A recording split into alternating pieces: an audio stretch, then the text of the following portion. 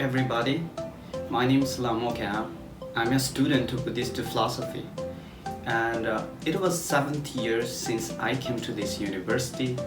The reason that I came to this university is that it has a unique curriculum to study on Buddhist philosophy or Tibetan study.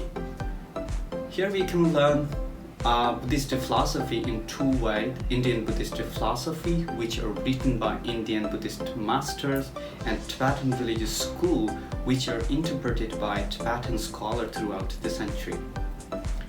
In fact, the Tibetan lay people don't have a chance to learn Buddhist philosophy deeply.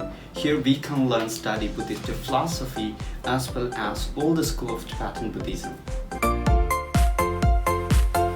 There is a historical relationship between Tibetan and Sanskrit culture, and what we call Tibetan traditional culture such as Buddhist philosophy, poetry, drama, prosody, all that jazz are, I would say, a rebirth of Sanskrit culture. In this university, most students came from Himalaya regions such as Nepal, Bhutan, Ladakh, Arunachal Pradesh, which are culturally bound with the Tibetan culture.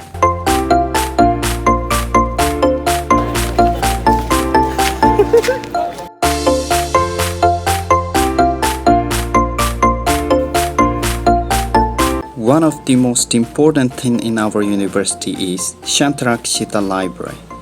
And Shantarakshita is a name of Indian Buddhist master who visited Tibet for cause of Dharma. The library has a special collection of Buddhist canonical works in Tibetan languages that translated from Sanskrit to another languages.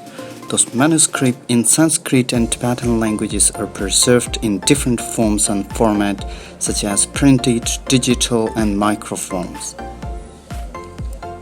I frequently go to the library to borrow the books related with literature, philosophy, and history, and go back to my room and read and write my articles.